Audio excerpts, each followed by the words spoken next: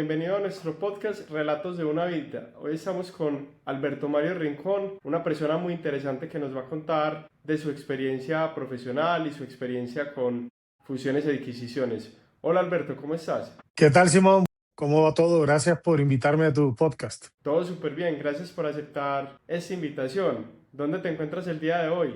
Ando en México, estoy viviendo en México ya hace un par de meses y una nueva vida, un nuevo cargo dentro de L'Oréal. Ya llevo 15 años, pero un nuevo cargo y una nueva adaptación.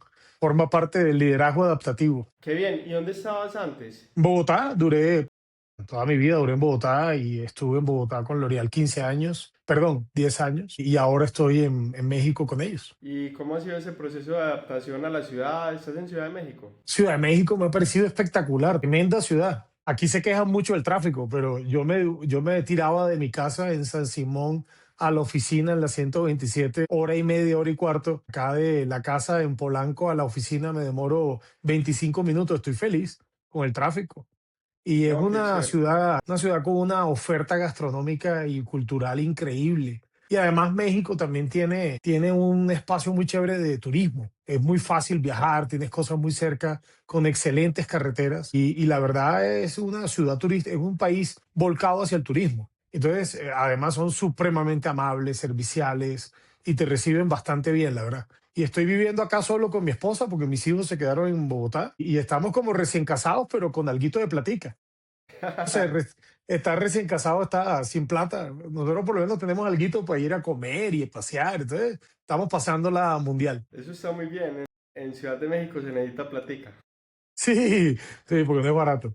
¿Y cuántos hijos tienes? Tengo dos hijos. Tengo una hija de 25 que se llama Cristina, que está trabajando en Bavaria, en marketing. Comenzó como el padre, igual. Yo comencé toda mi vida en marketing.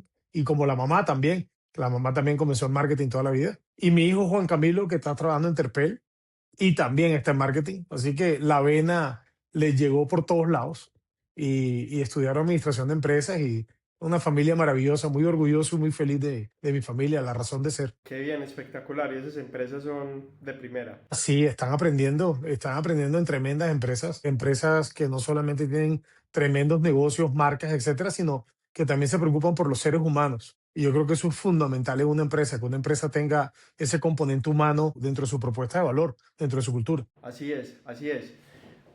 Berto, cuéntanos un poco más sobre tu trayectoria profesional. ¿Qué cargo ocupas en este momento y cuál ha sido como tu historia laboral? Bueno, pues yo llevo ya más de 30 años trabajando. Yo tengo 54 años y comencé a trabajar muy joven. Comencé a trabajar como a los 21 años y comencé trabajando en marketing siempre. Bueno, mis prácticas industriales las hice en el Citibank y después de ahí, que estaba estudiando ingeniería industrial en la Javeriana, me fui a ser analista de marca en Kimberly-Clark, que por ese entonces se llamaba Colpapel. Y ahí comenzó mi carrera en marketing. Hice un posgrado en marketing en los Andes. Después de Kimberly-Clark, donde terminé siendo gerente de marketing de Kleenex, me fui para Zucaritas con Kellogg's, que fue una tremenda escuela de marketing. El mundo alimenticio tiene un mercadeo muy bonito y muy cercano, y muy interesante. Y ahí llegué como a grouper de marketing y estando de grouper de marketing comencé como a trabajar en el desarrollo de canales y me comenzó a gustar mucho el desarrollo de canales de comercialización. Fuimos el primer país en Sudamérica en todo el mundo, pues, que lanzamos paqueticos de Kellogg's. Con todo orgullo te digo que me inventé el nombre y me inventé el producto con mi jefa Ana María Escarpeta de ese entonces. Y una vez lanzamos eso y me gustó mucho el tema de canales, por ahí me llamó un señor que se llamaba Samuel Azut, que realmente marcó mi vida profesional y personal, y me llevó a trabajar en Vivero, un negocio de retail de la costa. De hecho, el eslogan de Vivero, además de más barato nadie puede, era un eslogan que decía soy de la costa y a tu lado crecí. O sea, era realmente regional, costeño. Y me llamó mucho la atención irme a vivir a Barranquilla, ya casado, en el año 99. Llevaba año y medio, 2 años de casado. Y nos fuimos a Barranquilla y me fui de gerente de mercadeo de Vivero.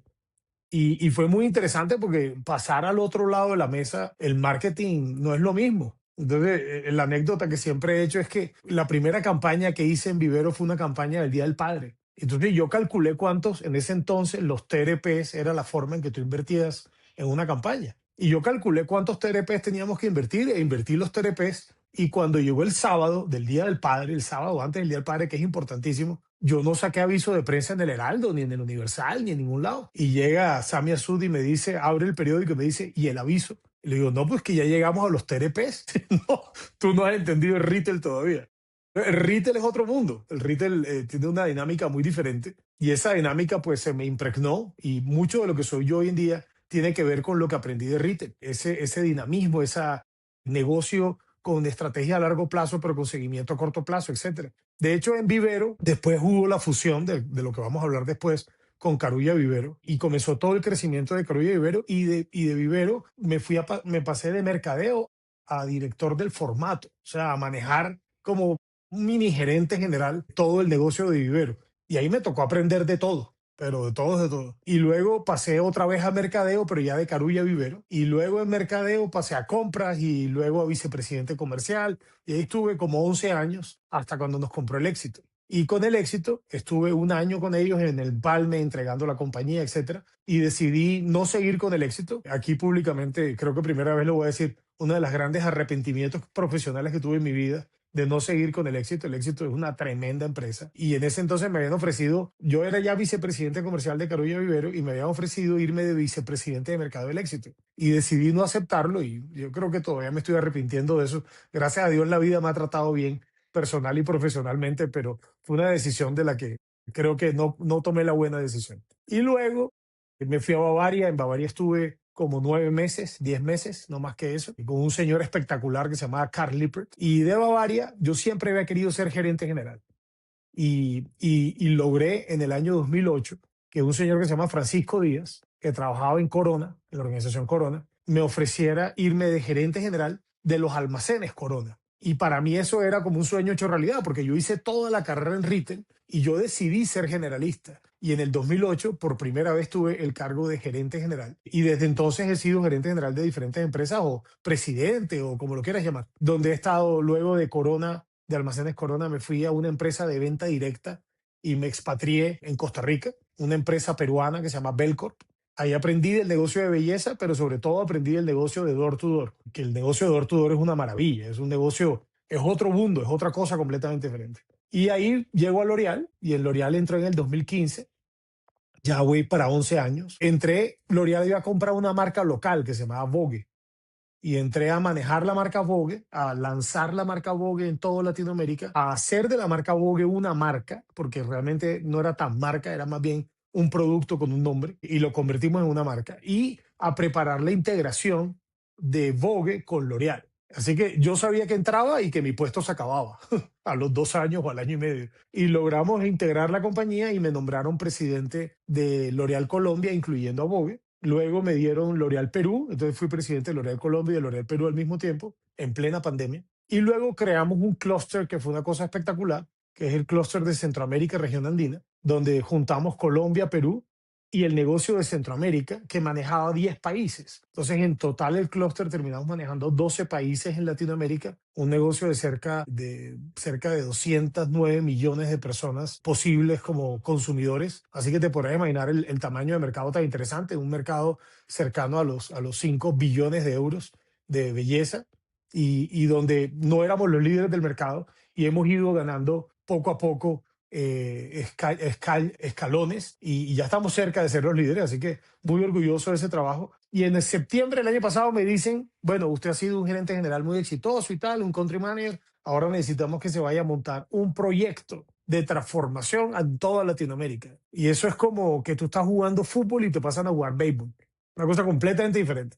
Pero como te diste cuenta en el relato que te he hecho de mi historia profesional, yo siempre he saltado de una categoría a otra, de un tipo de negocio a otro, de retail, de empresa multinacional a retail, empresa nacional, ahora en una empresa como por ejemplo Door to Door de Belcorp, ahora una empresa francesa. Entonces yo al cambio no le tengo, digamos, temor, sino que me parece interesante. Lo que pasa es que como todo proceso de cambio, tiene curvas de adaptación. Eso es absolutamente normal. Así que nada, ese proceso de adaptación comenzó en octubre del año pasado y yo llevo ya 5 meses en el cargo de montar este proyecto de transformación a nivel latinoamericano que básicamente es hacer un upgrade de SAP en toda Latinoamérica. Es un proyecto que no es de tecnología. Sí es de tecnología, pero no es de tecnología. Es un proyecto de change management. Y eso a mí me encanta. Así que nada, ahí estoy. Y por acá feliz viviendo en México con mi esposa. Ok, Alberto, súper impresionante tu carrera profesional y con muchas experiencias diferentes,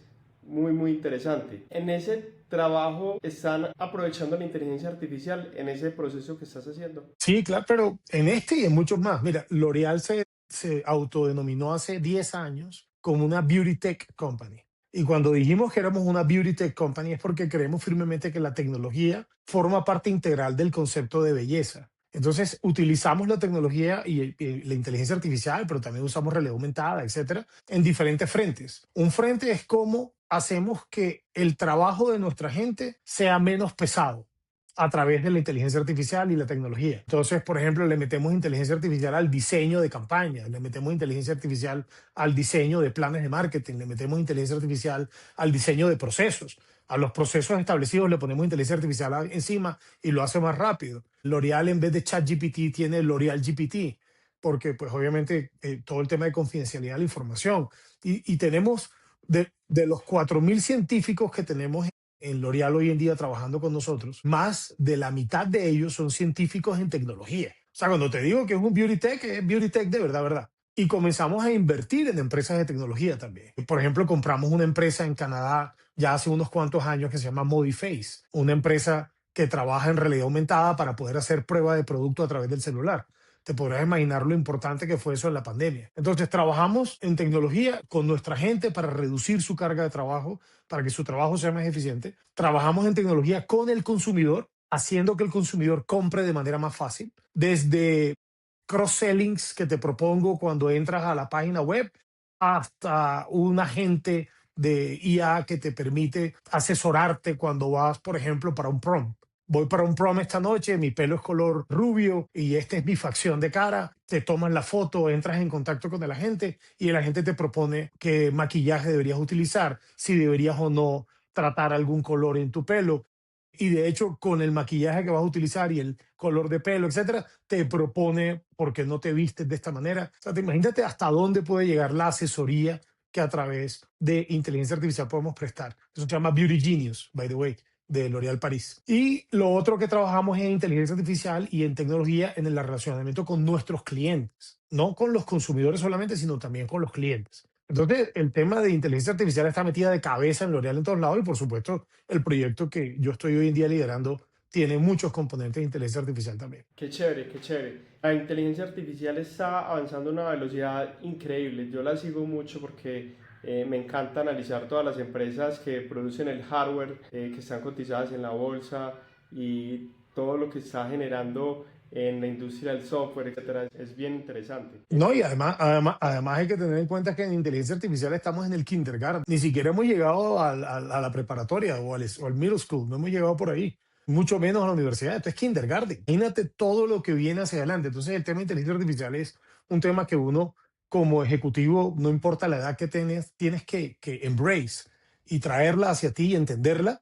De pronto no vas a ser el más experto en inteligencia artificial, eso no es lo que importa. Lo que importa es cómo puedes utilizar esa inteligencia artificial para resolver algunos de los problemas que presentas en el día a día. Hay un proceso súper difícil en cualquier empresa que se llama el proceso de S&OP, que es poner de acuerdo a ventas, marketing y operaciones qué hay que producir y cuánto hay que producir. Esto es un proceso súper engorroso. Bueno, inteligencia artificial hoy en día es una herramienta fabulosa para que ese proceso no solamente sea más efectivo, sino mucho más eficiente. Entonces, hay que entenderla y utilizarla. Habrán otros que ya saben qué hacer y cómo hacerlo, cómo programar y no sé qué tal. Tú como ejecutivo y como director general o presidente, lo que tienes que ver es cómo la inteligencia artificial la utilizas para el bienestar de tu negocio, de tus consumidores, de tu gente y en general de todo lo que es su sistema. Totalmente de acuerdo. Alberto Mario, me llamó la atención ahora que mencionaste el tema de la fusión entre Carulla y Vivero. Cuéntanos un poco más sobre esa historia, cómo empezó todo, Eso es una historia cómo empresarial. evolucionó.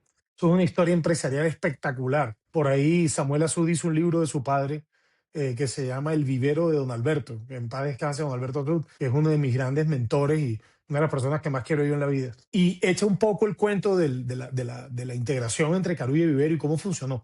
Esto funcionó de la siguiente manera. Vivero era una empresa regional que manejaba un formato de grandes superficies. No eran supermercados, eran más como el Éxito. Tenían 10.000 metros cuadrados, por así decirlo. Y entonces, con ese formato, Vivero comenzó a crecer de manera importante en la costa, pero llegó un momento en que se quedó sin capital de trabajo. Entonces tuvo que salir a hacer una ronda de búsqueda de inversiones. Y eso se tocaron yo no sé cuántas puertas hasta que al final apareció un fondo de inversión que se llamaba Newbridge Andean Partners. Y Newbridge estaba por allá en Nueva York, en Washington, invierte en Vivero, compra un porcentaje importante de Vivero, cerca del 25%, perdón, del 35% de Vivero, y comienza a conocer el mundo de retail, este tercero, comienza a conocer el mundo de retail, pero también comienza a conocer a Colombia. Y se da cuenta que en Colombia, en ese entonces, año 99, el retail no estaba tan desarrollado. Entonces, aquí hay una oportunidad interesante. Y ellos terminan invirtiendo en Carulla y compran el 25% de Carulla. El management team de Vivero, Samuel Azud era un visionario, sigue siendo un visionario espectacular. Y Sammy comenzó a rodearse de gente que venía, por ejemplo, el CFO venía del London Economic of School. Y, o sea, trajiste un montón de gente que era como con muy buen perfil para un tamaño de negocio tan chiquito. Pero Vivero era súper innovador. Vivero fue el primero que trabajó en Category Management, fue el primero que trabajó en CRM en Colombia. Yo lancé una vaina que se llamaba Gana Vivero, que fue la primera tarjeta de lealtad realmente CRM que hubo en Colombia y utilizábamos la data. Bueno, una cosa espectacular. Y entonces estos señores de Newbridge dicen, hey, ¿por qué no hacemos una fusión entre Carulla y Vivero? ¿Ok? Y el management team de Vivero que se vaya a manejar esa nueva empresa. Y eso fue lo que pasó. Realmente no hubo una compra. Fue un enroque accionario entre Vivero, la familia que manejaba Vivero y las familias que manejaban Carulla, etcétera. Y hubo una nueva composición accionaria, pero con una cosa preciosa. Y es que el nivel de endeudamiento sobre EBITDA era bajitico. Cuando fusionaste las dos empresas, el nivel de endeudamiento sobre EBITDA era bajitico. Entonces, con generación de flujo de caja interna de la compañía y con mayor deuda sobre EBITDA, comenzamos a comprar empresas. Compramos 11 empresas en Colombia. 11. Fuimos el gran consolidador del retail en Colombia. Compramos Magali París en Cartagena. Compramos Confama la parte de retail en Medellín. Merquefácil y hasta Surtimax. 11 empresas se compraron. Y cada vez que comprabas una empresa, lo que hacías era que la volvías o Carulla, o la volvías Vivero, o la volvías, en ese entonces teníamos un formato que se llama Merquefácil, y cuando compramos Surtimax lo dejamos como Surtimax. Entonces, comenzaste a subir la deuda sobre EBITDA de forma importante para apalancar ese crecimiento y también con generación interna de flujo de caja. Y al final sabíamos desde el primer día que se construyó Carulla Vivero o que se conceptualizó Carulla Vivero, que Carulla Vivero se iba a vender. De hecho, yo tengo una servilleta por ahí todavía firmada de Sami, donde decía que en el 2007 la vendíamos. Y la terminamos vendiendo entre el 2007 y el 2008. Y por el valor más o menos que se había soñado en ese entonces. Así que fue una historia empresarial espectacular, donde aprendimos mucho de merchant acquisitions, muchísimo. No hacíamos due diligence de la mejor manera posible. Era mucho más como espíritu empresarial de ganas, de pasión. Nos encontramos después que comprábamos algunas empresas, nos encontrábamos con algunas sorpresas importantes, interesantes, pero al final salió muy bien el experimento. El experimento, Carulla Vivero terminó vendiéndose casi entre 9 y 10 veces EBITDA sobre la compañía. Entonces, ¿qué es lo que normalmente se vende un retail? Algunos retails, como por ejemplo Carrefour en Colombia, cuando se lo vendió a Cencosud, dicen que llegó casi a un 12 veces EBITDA. Pero no es tan normal que llegues a 12 veces EBITDA. Eso se da más como en los retailers especializados, no en los retailers generalistas. Pero bueno, salió muy bien y yo creo que es una historia empresarial maravillosa, con muchos aprendizajes, muchos. Yo creo que Carrefour tenía mucha propiedad raíz, entonces eso pesó para que se pagara un múltiplo más alto. Yo quiero Correcto. aprovechar lo que nos acabas de contar para introducir algunos conceptos. Y es que los analistas financieros y los banqueros de inversión utilizamos mucho el indicador de deuda sobre EBITDA para medir, digamos, el nivel de endeudamiento que tiene una compañía. Entonces, pongamos un ejemplo, una compañía tiene una deuda de 20.000 millones de pesos, tiene un EBITDA de 10.000, entonces dividimos 20.000 sobre 10.000 y nos da 2x. La compañía tiene dos veces de deuda sobre EBITDA. De acuerdo, pero de hecho hay otro que es más interesante todavía, que es el que más miro yo en este momento cuando estoy ayudando a algún amigo en una empresa, etcétera, es intereses sobre EBITDA. Porque una de las cosas que quieres saber es si tienes suficiente caja para ya pagar los intereses. ¿Me entiendes? Porque si la deuda no es tan cara, de pronto camina, pero si la deuda es cara y no tiene suficientes cajas para pagar intereses, es donde está realmente enredado. Supongamos que una compañía tiene un endeudamiento 10 millones de dólares y tiene una EBITDA de 5 millones de dólares. Quiere decir que la empresa se demoraría, si pudiera utilizar todo el EBITDA para pagar su deuda, se demoraría 2 años pagando la deuda. Digamos que en términos generales, los analistas financieros percibimos que una empresa que debe más de 3 veces su EBITDA ya empieza a entrar en un nivel de endeudamiento que se vuelve un poco riesgoso. Es como si decimos que una persona debería tener un índice de masa corporal de 20 y lo tiene en 30. Ya se empieza a ver un poquito con sobrepeso. Entonces, esta relación es muy importante y lo que tú mencionas, la capacidad de pago de intereses con EBITDA es importantísimo porque, digamos, los intereses van a salir de la EBITDA, pero adicionalmente la empresa tiene que tener capacidad para amortizar el capital, para pagar los impuestos y eventualmente para generar utilidades y reinvertir o distribuir dividendos. Entonces, este indicador es bien importante. Quiero que nos cuentes un poco más de pronto del proceso de integración de estas compañías. Cuando una compañía empieza a crecer por adquisiciones, el proceso de integración, pues, digamos, es lo más importante y eventualmente puede ser lo más difícil. Digamos, ¿qué hicieron bien, qué hicieron mal, qué aprendiste dentro de este proceso? Pues mira, de hecho, bueno, no solamente Carlos Rivero, L'Oreal es una empresa que durante los últimos 60, 70 años, lo que ha hecho muy, pero muy bien, es comprar empresas que son regionales o locales y convertirlas en marcas mundiales.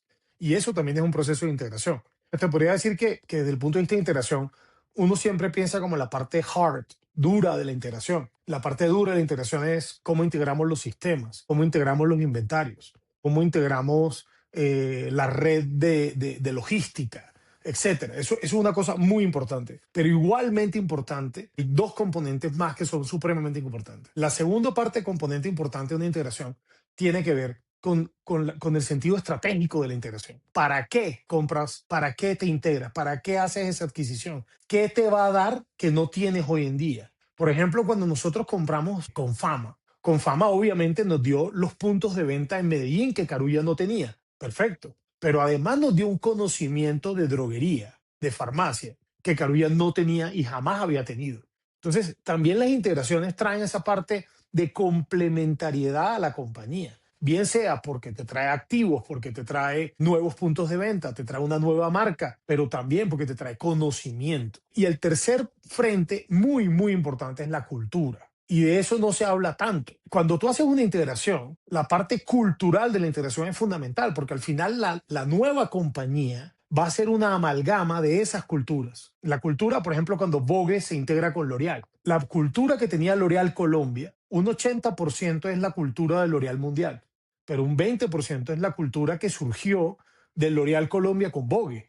Vogue era una empresa colombiana que no tenía plata, que no tenía recursos, donde la austeridad era importante, mientras que L'Oreal es una empresa de innovación, de ciencia, de tecnología. Esa combinación generó una nueva cultura. Entonces, el tercer componente al que no se le presta tanta atención y que para mí es supremamente importante es el tema cultural. Entonces te voy a dar algunas cosas que funcionaron y no funcionaron en los tres frentes. El primero, cuando compramos Magali París, no hicimos un buen due diligence de inventarios. Y Magali París tenía ropa y tenía hogar. Entonces, manejar un inventario sano en ropa y en hogar, si no lo tienes sano, no rota tan rápido y te va a chupar mucha caja. Aprendimos con Magali París que teníamos que hacer mucho más investigación del tema de inventarios cuando comprábamos una compañía, porque es un lastre demasiado largo en el tiempo. Si tú compras inventario malo de frutas y verduras, la fruta y verdura termina dañándose y no la vendiste, ya está, a los 15 días. Pero cuando compras ropa y hogar, eso dura mucho más en el tiempo y te va a costar plata liquidarlo. Y eso debería ser parte del análisis financiero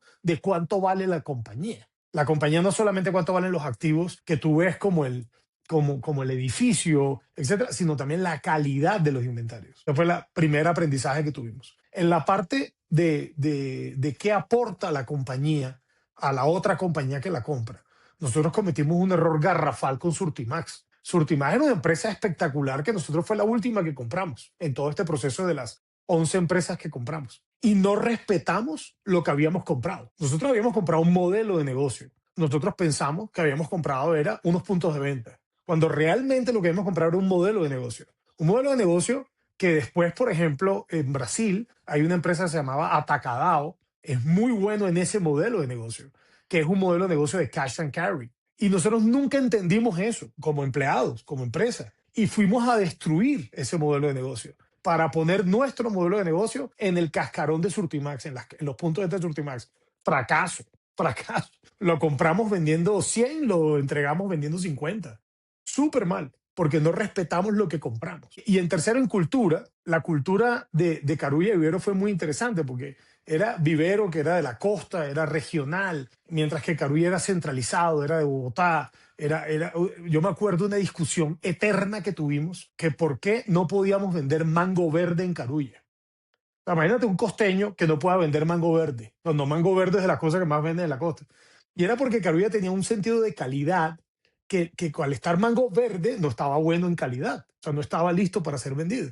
Es un tema cultural, porque al final al mango verde se vende y hoy en día tú lo ves en las calles de Bogotá, de Cali, en todos lados. Pero imagínate ese entonces, año 99, 2000, esa discusión de culturas regionales versus nacionales. Fue muy interesante ese tema cultural. Así que aprendizaje en todos los frentes, pero ahí te coloco como tres que fueron muy interesantes de tener en cuenta. En el tema cultural, para terminar, una de las cosas más difíciles en una integración es dejar de hablar de ustedes y nosotros. Eso suena muy tonto, pero tiene una profundidad enorme. Y ahí es cuando hay que comenzar a trabajar en one team, en un solo equipo, tener una visión compartida, tener un sueño compartido y que nadie se sienta, como digo yo, hijo de menor madre. Todos somos iguales, con responsabilidades diferentes. Pero aquí no es que, entonces los de Carulla son más importantes que los de Surtimax. No, aquí todos tenían que ser iguales. Y eso lo aprendimos en el tiempo. Eso no fue como las primeras integraciones, no era, porque yo siempre dije, a mí me mandaron a hacer un curso de Merchant Acquisitions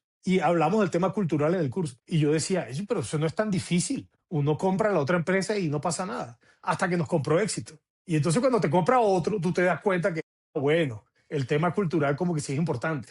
Y el tema del recurso humano y de la gente, etcétera. Entonces, muchos aprendizajes en ese sentido. Este podcast es patrocinado por One to One Corporate Finance, firma española de banca de inversión que cuenta con presencia en Colombia. One to One es líder en valoración y asesoramiento en compraventa de empresas, con más de 70 socios en más de 25 países. La compañía cuenta con la ejecución de más de 2.000 operaciones corporativas. Para más información, consulte los enlaces adjuntos a este episodio. Alberto, súper interesante este tema que nos cuentas de la cultura. A las personas que les interese aprender más sobre este tema específico, grabamos un episodio que se llama Cultura de Adquisiciones, más allá del balance, con Juan José Piedradita, y es súper pertinente para el tema cultural.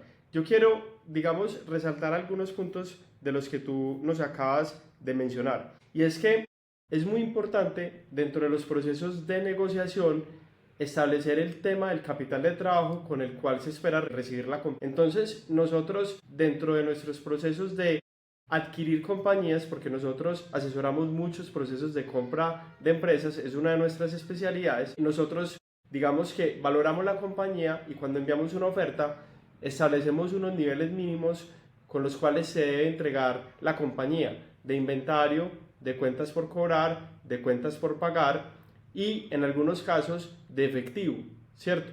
Porque eso es como si usted va a comprar una Toyota y usted dice, vea, yo le voy a dar X plata por la Toyota, pero usted me entrega el tanque lleno. Si usted me entrega el tanque medio vacío, pues yo se lo voy a descontar del precio.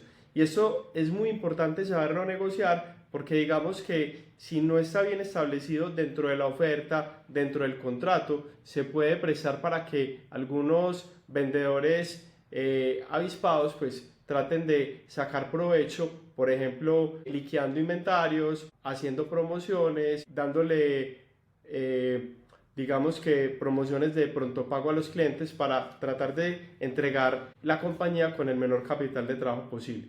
Digamos que Sí. hay de todo tipo de vendedores, pero nosotros como asesores y en compañía de los abogados siempre buscamos proteger a los clientes de este tipo de casos, e inclusive se dejan dentro de las cláusulas de los contratos algunas garantías de protección. Entonces, por ejemplo, si me entregas un inventario que no es vendible, pues te lo voy a descontar del segundo pago o me tienes que devolver la plata, o vamos a dejar un escrow account, que es como una garantía administrada por un tercero, y todo lo que no se haya revelado dentro de la debida diligencia o los faltantes que haya de capital de trabajo se descuentan de ahí. Y eso, digamos que Y hay es muy importante. una recomendación adicional, Simón, a lo que estás diciendo que es supremamente importante, es pasivos contingentes. Tienes que saber cuántas demandas laborales tienes de personas que han trabajado en la empresa y que al final tú terminas siendo solidario porque eres el que compras la empresa. Pero también, por ejemplo, una vez, y esto es verídico, íbamos a comprar un lote para hacer la nueva. Yo hice una nueva planta en Colombia de L'Oréal, trabajando con el equipo de operaciones. Y habíamos conseguido un lote espectacular, espectacular, para no hacer un greenfield, sino un brownfield. Brownfield es una planta que construyes sobre un cascarón de una planta vieja. ¿Ok? Para hacerla de la menor inversión posible. Nos pusimos a averiguar y el lote que nos estaban vendiendo iba a pasar una carretera por el lote. Y no nos habían dicho que iba a pasar la carretera por el lote. Entonces hay que hacer una buena debida diligencia, no solamente de lo que ves, sino de lo que no ves, que es más difícil todavía. Entonces, todos esos pasivos contingentes que no te muestran en la negociación, o te curas en salud dejándolos en el contrato, como tú bien dices, o haz una mejor debida diligencia. Sí, la debida diligencia es una de las cosas más importantes. Y para eso uno busca contratar asesores, digamos, de alto nivel, auditores contables, abogados, asesores en temas de registros sanitarios, de temas laborales, de temas ambientales, etc. Hay una anécdota de una compañía que iba a comprar un hotel y entonces, digamos que fueron, negociaron el precio y se estaban quedando en el hotel. Y en algún momento uno de los compradores se puso a hablar con una de las camareras y la camarera le contó al señor que el aeropuerto internacional que quedaba cerca del hotel lo iban a mover al otro lado de la ciudad y eso desvirtuaba totalmente el Claro, plan de obvio, negocios, ¿cierto? obvio. Entonces, muchas veces uno descubre cosas es hablando con las personas y no necesariamente revisando los libros y revisando la información contable, sino que hay que hacer una debida diligencia exhaustiva, total. Correcto, así es. Bueno, muy interesante. Berto, ¿alguna otra experiencia que nos quieras contar de estos procesos de adquisiciones? ¿Cómo fue el proceso de la venta Almacenes Éxito? ¿Qué recuerdas sobre eso? No, Almacenes Éxito, yo me acuerdo que cuando estábamos en proceso de negociación de la compañía, habían tres oferentes. Uno de ellos era Almacenes Éxito. Y yo recuerdo que don Alberto Azud y Sami, que tenían un corazón más grande que este edificio, se lo vendieron a Éxito, no solamente por la oferta económica, sino porque Éxito desde el principio dijo que el componente humano de Carulla Vivero era algo que les interesaba y les importaba, retener y desarrollar. A mí, como te decía, yo era el vicepresidente comercial de Carulla Vivero y me terminaron ofreciendo la vicepresidencia de Mercado de Éxito. Entonces no era pura paja, pues era verdad, era serio, era cierto. Entonces yo recuerdo y agradezco mucho la calidad humana con la que Éxito hizo la debida diligencia. Perdón, el proceso de integración. Lo otro que recuerdo muchísimo fue lo que aprendimos en ese proceso de integración con Éxito. Nosotros creíamos que sabíamos de retail. Y cuando nos sentamos con el Éxito nos dimos cuenta que Éxito tenía un conocimiento mucho más profundo de retail y sobre todo mucho más técnico de cómo hacer las cosas dentro del negocio de retail. Entonces, para mí también fue un año y medio de aprendizaje enorme de retail con el Éxito. Y tercero, me acuerdo mucho de las negociaciones. Yo era el vicepresidente comercial de Carulla Vivero y don Darío Jaramillo, a quien estimo en demasía. Darío era el vicepresidente comercial de Éxito. Y entonces nos reuníamos las dos fuerzas comerciales a comparar negociaciones, porque obviamente tenías que luego ir a negociar con los proveedores. Y, y yo me acuerdo que solo ganamos nosotros en negociaciones en la parte de perecederos. En el resto de negociaciones, todas las negociaciones del Éxito eran mejor. Esto también me enseñó mucho me acuerdo mucho de un amigo que si escucha este podcast va a saber quién es, que me prometía y me juraba que yo tenía mejor condición que el Éxito. Y cuando hicimos la comparación, obviamente Éxito tenía mejor condición, pero fue otro aprendizaje muy grande de que no te puedes creer que tienes lo mejor tú internamente, porque siempre habrá otro o que sabe más que tú o que tiene mejores condiciones que tú, como en el caso del éxito. Así que aprovecha siempre para aprender. Yo soy un creyente enorme del tema del aprendizaje y por eso acepté este reto ahora de montar un proyecto de transformación en toda Latinoamérica, porque estoy seguro que voy a aprender. Voy a aprender de project management y voy a aprender de change management y por qué no de tecnología y procesos de la compañía, etcétera. Hay que aprender en cada oportunidad que uno tenga, porque nunca se deja de aprender. Jamás. No importa la edad, no importa en qué momento de vida estés, siempre tienes que seguir aprendiendo. Y a mí el proceso de integración con éxito, lo que me generó fue un montón de aprendizaje. Así es. Yo ahora hago parte de la junta directiva de Supermercados La Vaquita y pues entre otras juntas directivas, y eso es una de las cosas que más me motiva a pertenecer a juntas, y es ese proceso no solamente de acompañar a la compañía en su proceso de desarrollo, sino aprender sobre ellos, sobre lo que se hace bien, lo que se hace mal, las decisiones que se toman y ver cómo van en el tiempo e ir tomando nota de todos esos aprendizajes para el futuro. Sí, la vaquita está en un segmento de negocio que son los mini mercados regionales que vienen muy bien y yo creo que son uno de los canales que mejor preparado está para pelear contra los hard discounters en Colombia, porque tienen un concepto de cercanía no solo físico, sino emocional. Entonces se meten un poquito en el terreno de los hard discounters, pero también se meten en el terreno de las tiendas de barrio, donde hay una relación personalizada con el consumidor, con el cliente. Yo creo que ese espacio de mercados regionales, en Colombia hay más de 8.000 y pico de supermercados regionales, tienen una posibilidad enorme de seguir creciendo. Soy gran creyente y admirador de ese espacio de mercado. Qué bien. Bueno, si te parece interesante este contenido, recuerda darle like, darnos un comentario, y si conoces a alguien a quien le puede interesar porque está pensando en comprar una empresa, vender una empresa o está en el mundo de los supermercados, por favor compártele este video. Alberto, ¿qué oportunidades estás viendo a futuro en el mundo del retail? Pues digamos con todos esos cambios tecnológicos que se vienen, la omnicanalidad, el e-commerce, ¿para dónde va ese mercado de los que valga la redundancia, para dónde va el negocio de los supermercados?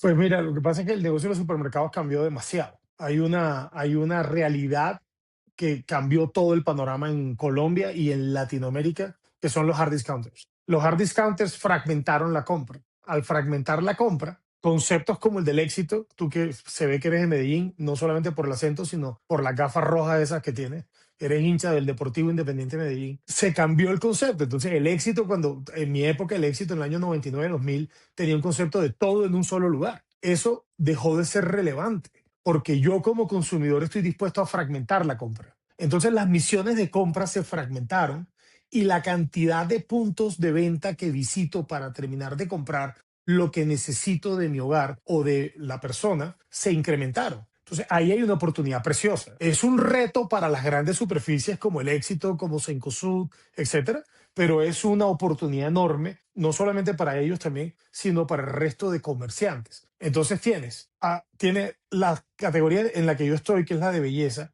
tienes una explosión de tiendas de belleza. Si te vas al Hueco en Medellín, vas a ver una cantidad de esas tiendas que se llaman las tiendas del peluquero. Bueno, de esas tiendas del peluquero en Colombia hay más de 4.500. Pero no solamente de esas tiendas de peluquero, luego vienen las peluquerías. Y las peluquerías tienen más de 25.000 peluquerías en Colombia. Pero ya no solamente estas tiendas del peluquero, sino ahora las tiendas de belleza especializadas. Entonces tienes a Aruma, tienes a Cromantic, tienes a Medipiel, tienes a Bellapiel, etcétera. Pero también te falta que llegue Sephora. O sea, todo ese espacio se desarrolla gracias a la fragmentación de la compra. Y luego viene que se comienzan a mezclar los canales. Los canales antes eran como muy separados. Entonces una farmacia era una farmacia hasta que llegó Farmatodo. Y Farmatodo te dice, no, espérate, yo me parezco a CVS y me parezco ¿verdad? Entonces yo soy más bien un convenience store.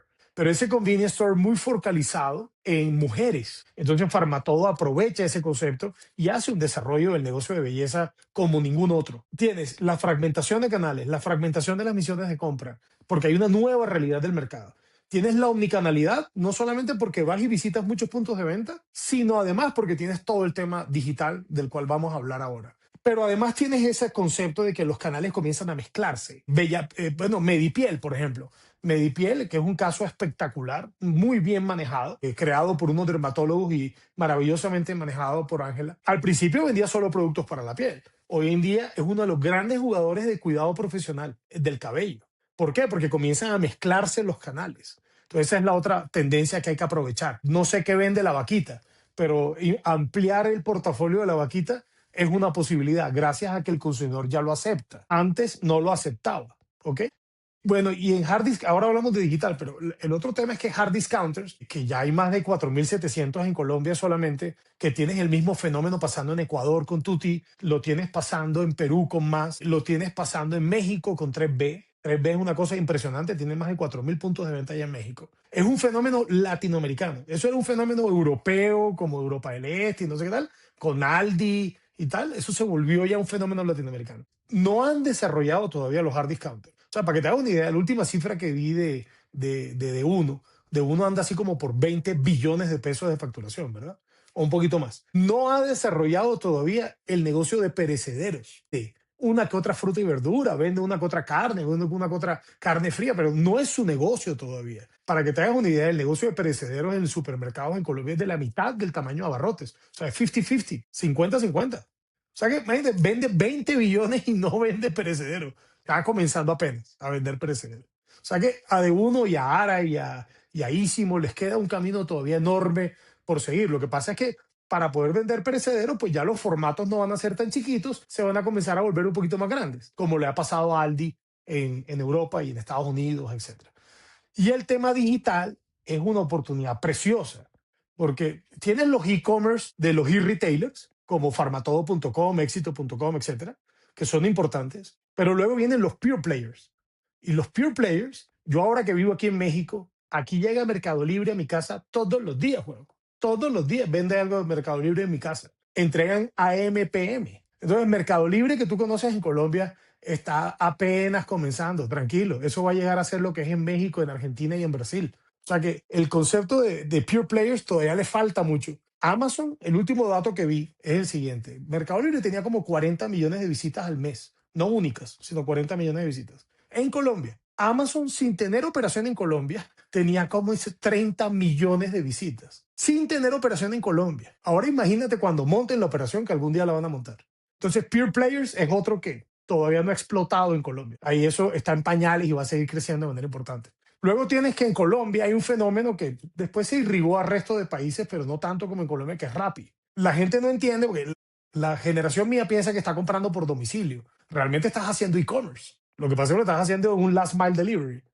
De Rappi sigue creciendo y lo va a hacer muy bien y lo va a seguir haciendo muy bien, porque ya el domicilio forma parte de nuestra cultura. Yo siempre digo que Rappi es el Bonais del last mile delivery.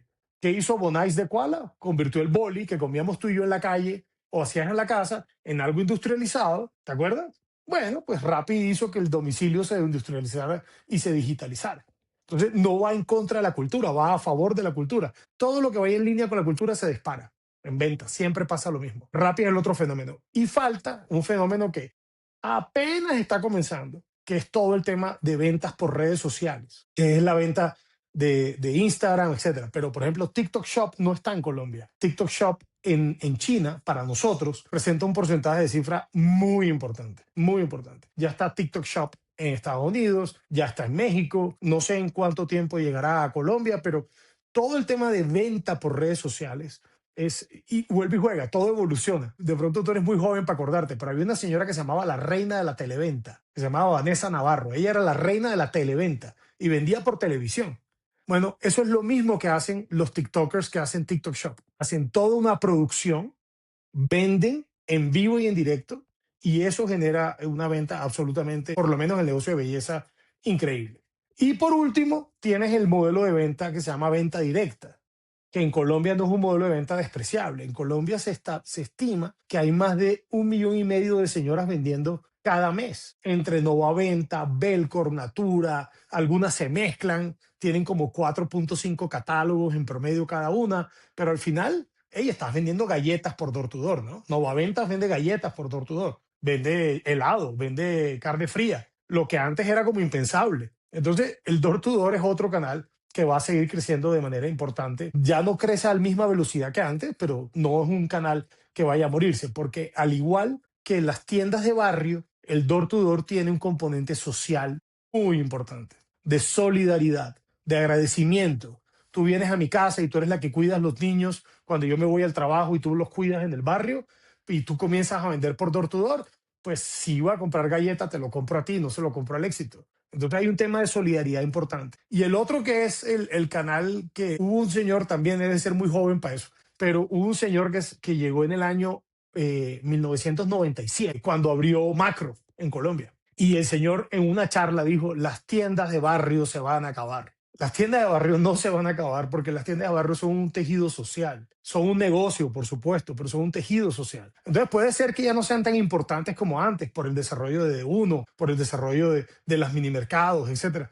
Pero las tiendas de barrio no se van a acabar. Así que si algún día se acaban, sacan este video y dice, usted dijo que no se iban a acabar y se acabaron. No se van a acabar porque hay un componente social detrás de la tienda de barrio. Más allá del fiado, más allá del fraccionamiento del desembolso por acción de compra. O sea, tú en Barranquilla puedes conseguir un pocillo de arroz, una cuchara de aceite. Tanto así que ya hay algunos manufactureros que comenzaron a hacer esas presentaciones. Pero más allá del fraccionamiento de la compra y más allá del fiado, está el componente social, que es lo mismo que tiene el door to door. A mí el negocio, todo lo que son canales de comercialización, a mí me fascina, es lo que más me gusta y es de lo que más leo y lo que más estoy pendiente. Y creo que estamos en una nueva realidad en cuanto a la fragmentación de la compra, una nueva realidad entre la mezcla de canales, ya no hay canales especializados de nada. Y entonces eso le abre un poquitón de oportunidades a mucha gente. Y por supuesto, las grandes superficies y los supermercados tradicionales como Olímpica, etcétera, están sufriendo. Les está yendo bien financieramente porque aprendieron a hacerlo de manera más eficiente, pero ya no tienen los crecimientos que tenían antes de que se desarrollara el tema de hard discounters. Así que el tema de retail sigue siendo lleno de oportunidades y sigue siendo súper dinámico e interesante. Bueno, gracias por esa clase de magistral.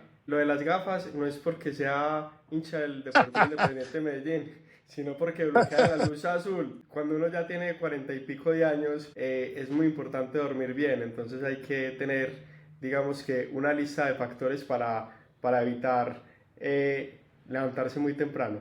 Bueno, Alberto Mario, ¿quisieras contarnos algo sobre el tema de la adquisición de Vogue? Bueno, Vogue fue una adquisición interesantísima porque L'Oréal en ese entonces estaba buscando desarrollar marcas regionales y convertirlas en marcas nacionales y convertirlas en marcas regionales. Y ese fue el objetivo de Vogue. Vogue, cuando lo compramos, se lo compramos a doña María Chávez, doña María y a sus hijos que habían hecho un trabajo espectacular. Y comenzamos pues, para que te hagas una idea, cambiamos casi el 65% de las fórmulas, cambiamos el 100% de los empaques, mantuvimos el canal de comercialización de tiendas especializadas de belleza que te contaba hasta que son las tiendas del peluquero, pero volvimos la marca una marca y esa marca hoy en día ya la tienes presente en toda Latinoamérica. En México no funcionó, no funcionó bien, ya lo sacamos de México, pero en el resto de países ha funcionado muy bien. Eso como marca, como compra, como adquisición. La integración fue otra historia, la integración fue muy interesante porque la integración fue una integración muy humana y ahí es cuando comienzas tú a darte cuenta que tú como ejecutivo te vas volviendo una amalgama de lo que vas aprendiendo. Entonces yo la integración de Vogue con L'Oréal la hice al estilo éxito, poniendo a la gente de primero. Y fue lo que hicimos. Y no sacamos gente. Lo que hicimos fue que ahora hacías un cargo diferente y te utilizábamos en otra área que no teníamos, etcétera. Pero yo recuerdo esa integración con mucho cariño porque para mí fue a poner en práctica lo que había aprendido del éxito. Y fue poner la gente de primero. ¿Y dónde estaba la compañía cuando la compraron y dónde está hoy? ¿Qué ha pasado, digamos, en manos Bueno, de... ya no existe compañía, ya se acabó, pero la marca como marca, hoy en día es una marca que te digo como está presente en más de 15 países en toda Latinoamérica.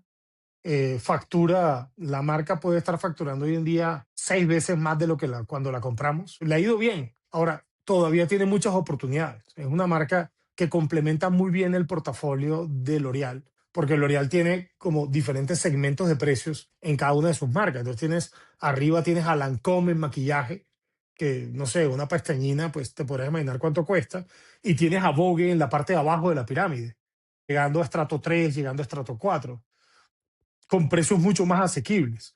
Entonces, al final se conoce como affordable innovation y es poder tener toda la innovación de L'Oréal a un precio asequible, obviamente cambiando fórmulas, teniendo fórmulas diferentes, paquetes diferentes, etcétera. Pero para L'Oreal es un muy buen complemento de su estrategia de incremento de penetración de hogares. Alberto Mario, ¿qué le dirías a las compañías medianas y grandes que no están creciendo a través de fusiones y adquisiciones? Porque nos contaste el caso de éxito de, digamos, en el sector de retail, nos contaste este caso en el sector de cosméticos, pero digamos, ¿qué oportunidades están desaprovechando aquellas empresas medianas y grandes que están quietas y tratando de crecer únicamente de forma orgánica? Lo que pasa es que yo tengo una teoría muy personal con ese tema. Yo pienso que primero tienes que tener tu negocio bajo control. Seguramente otras personas que han hecho un gran crecimiento a través de adquisiciones dirían que estoy loco y que no estoy en lo correcto. Pero yo pienso que primero, antes de salir a comprar otra empresa, tienes que tener tu negocio bajo control. Tu negocio bajo control es tener un negocio sano, tener un negocio que tiene procesos estandarizados, tener un negocio que tiene la gente correcta. Y luego entonces comienzas a comprar. Porque si no, cada vez que traigas a otra empresa a tu ecosistema, vas a replicar muchísimos problemas, ahora ya no por dos, sino por tres. Yo soy de la teoría más que el tema de crecer. Yo primero, 100, pero esa es una teoría mía. Obviamente habrá gente que piensa completamente diferente. Yo pienso que uno primero tiene que apostar a crecer orgánicamente y luego crecer por adquisición o por fusiones. Pero primero ten tu negocio bajo control. Y crecer orgánicamente no es que este año crecí el 15 y me fue súper bien, entonces ya lo tengo bajo control. No, es un crecimiento estable en el tiempo. 3, 4 años de crecimiento estable y entonces uno dice, ok, ya lo tengo medianamente bajo control, voy y compro otra empresa. Cada vez que compras otra empresa, Samia Sud decía que eso era como un animalito nuevo en el zoológico. Uno tiene un zoológico, ¿verdad? Y uno va y compra un animalito nuevo. Y ese animalito tiene cosas muy diferentes.